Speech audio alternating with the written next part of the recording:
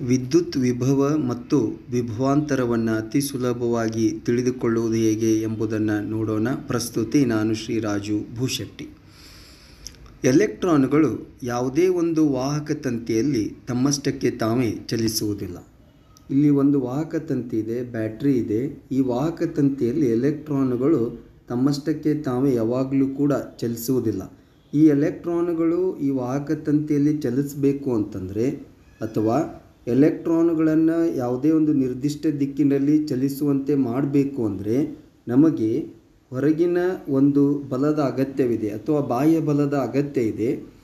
ಆ ಬಾಹ್ಯ ಬಲವನ್ನು ಯಾವುದರಿಂದ ಒದಗಿಸ್ತೀವಿ ಅಂದರೆ, ಇಲ್ಲಿ ತಾವು ಚಿತ್ರದಲ್ಲಿ ನೋಡ್ಬೋದು, ಈ ಒಂದು ಬ್ಯಾಟ್ರಿಯಿಂದ ನಾವು ಆ ಎಲೆಕ್ಟ್ರಾನ್ಗಳ ಚಲನೆಗೆ ಬೇಕಾಗುವಂಥ ಬಾಹ್ಯ ಬಲವನ್ನು ನಾವು ಒದಗಿಸ್ತೇವೆ ಅನ್ನುವಂಥದ್ದು. ಸೊ ಈ ಬಾಹ್ಯ ಬಲವನ್ನು ಬ್ಯಾಟ್ರಿಯಿಂದ ನಾವು ನೀಡ್ತೇವೆ ಅಂತೇಳಿ ಅನ್ನುವಂಥದ್ದು. ಬ್ಯಾಟ್ರಿಯಲ್ಲಿ ಎರಡು ತುದಿಗಳಿರುತ್ತೆ. ಒಂದು ಧನ ಆವೇಶದ ತುದಿ ಇದ್ದರೆ ಇನ್ನೊಂದು ಋಣ ಆವೇಶದ ಎರಡು ತುದಿಯನ್ನು ಬ್ಯಾಟ್ರಿ ಹೊಂದಿರುತ್ತೆ, ಅಥವಾ ಎಲೆಕ್ಟ್ರೋಡ್ಗಳು ಅಂತ ಕರಿತೇವೆ ನಾವು. ಪ್ರಾರಂಭದಲ್ಲಿ ಈ ಎಲೆಕ್ಟ್ರೋಡ್ಗಳು ಯಾವಾಗಲೂ ತಟಸ್ಥ ಆಗಿರ್ತವೆ, ಅಂದರೆ ಯಾವುದೇ ಆವೇಶವನ್ನವು ಹೊಂದಿರುವುದಿಲ್ಲ. ಆದರೆ ಏನಾಗುತ್ತೆ ಅಂದರೆ, ಈ ಒಂದು ಬ್ಯಾಟ್ರಿಯ ಒಳಭಾಗದಲ್ಲಿ, ಈ ಬ್ಯಾಟ್ರಿ ಏನಿದೆಯಲ್ಲ ಇದರ ಒಳಭಾಗದಲ್ಲಿ ನಡೆಯುವಂಥ ರಾಸಾಯನಿಕ ಕ್ರಿಯೆಗಳಿಂದ, chemical reactions which takes place inside this battery, ಈ ಬ್ಯಾಟ್ರಿಯ ಒಳಭಾಗದಲ್ಲಿ ನಡೆಯುವಂಥ ರಾಸಾಯನಿಕ ಕ್ರಿಯೆಗಳಿಂದ ಅಥವಾ ರಾಸಾಯನಿಕ ಬದಲಾವಣೆಗಳಿಂದ ಅಲ್ಲಿ ಧನ ಮತ್ತು ಋಣ ಆವೇಶಗಳು ಬಿಡುಗಡೆ ಆಗುತ್ತೆ. ಹೀಗಾಗಿ ಎಲೆಕ್ಟ್ರೋಡ್ಗಳಲ್ಲಿ ಆವೇಶಗಳ ಸಂಖ್ಯೆ ಹೆಚ್ಚಿಗೆ ಆಗುತ್ತಾ ಹೋಗುತ್ತೆ. ಇದು ಏನು ಎಲೆಕ್ಟ್ರೋಡ್ ಇದಾವಲ್ಲ, ಎರಡು ಎಲೆಕ್ಟ್ರೋಡು, ಒಂದು ಧನ ಎಲೆಕ್ಟ್ರೋಡ್, ಇನ್ನೊಂದು ಋಣ ಎಲೆಕ್ಟ್ರೋಡು.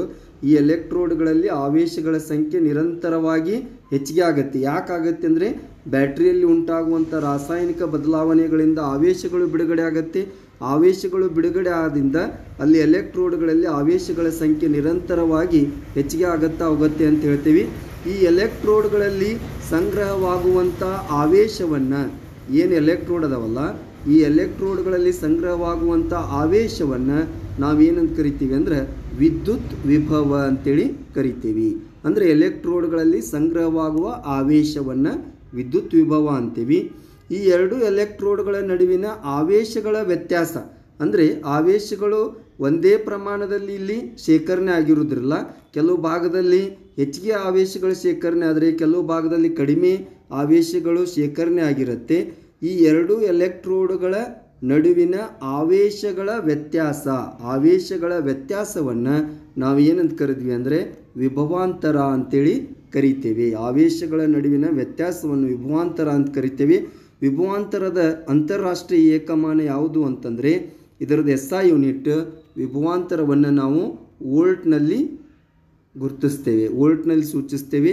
ಇದನ್ನು ಅಳೆಯುವಂಥ ಸಾಧನ ಯಾವುದು ಅಂತಂದರೆ ಅದುವೇ ವೋಲ್ಟ್ ಮೀಟರ್. ಸೊ ಇಷ್ಟು ಸುಲಭವಾಗಿ ನಾವು ವಿದ್ಯುತ್ ವಿಭವ ಮತ್ತು ವಿಭವಾಂತರವನ್ನು ತಿಳಿದುಕೊಂಡೆವು. ಇನ್ನೂ ಹಲವಾರು ಅಂಶಗಳನ್ನು ಮುಂದಿನ ವಿಡಿಯೋದಲ್ಲಿ ಚರ್ಚಿಸೋಣ. ಧನ್ಯವಾದಗಳು.